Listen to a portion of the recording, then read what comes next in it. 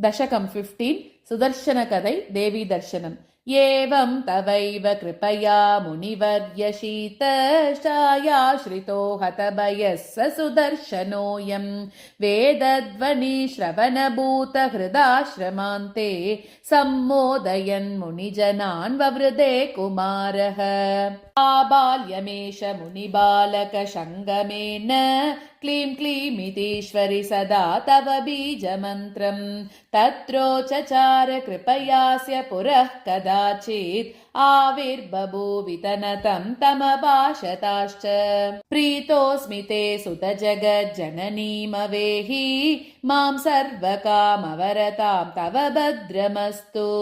चन्द्राननां शशिकलां विमलां सुबाहोः काशीश्वरस्य तनयां विधिनोद्वहत्वम्। नष्टा भवेयुरचिरेण तवारिवर्गा राज्यं च यैरपहृतं पुनरेष्यसि त्वम्। मातृद्वयेन सचिवैश्च समं स्वधर्मान् कुर्या सदेति समुदीर्य तिरोददात। स्वप्ने त्वया शशिकला कथितास्ति भार द्वाजाश्रमे प्रतितकोसलवंशजातः।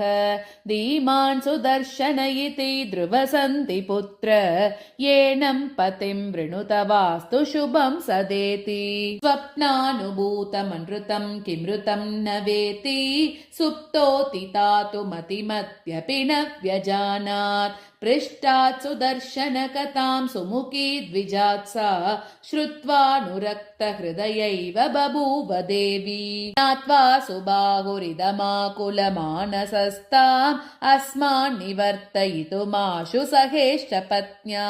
कृत्वा प्रयत्नमखिलं विफलं च पश्यन् इच्छा स्वयं वरविधिं हितमेव मेने। कश्चित् कदाचन सुदर्शनमेत्य विप्रः प्राहागत शशिकला वचसाहमत्र। सा त्वां ब्रवीति नृपपुत्र जगज्जनन्या वाचावृतोऽसि पतिरस्मि तवैव दासी। अत्रागता नृपतयो बहवस्त्वमेत्य तेषां सुधीरमिषतां नय मां प्रियां ते। एवं वधूवचनमानयतां सुशीलां भद्रं तवास्विदमुदीर्य जगाम विप्रः। स्वप्ने च जाग्रति च पश्यति भक्तवार्यः त्वां सन्ततं तव वचो मधुरं शृणोति। ऐश्वर्यमाशु लभतेऽपि च मुक्तिमेति त्वद्भक्तिमेव मम देहि नमो जनन्यै। सर्वमङ्गलमाङ्गल्ये शिवे सर्वार्धसाधके शरण्ये त्र्यम्बके गौरी नारायणि नमोऽस्तु ते। ॐ श्रीमात्रे नमः।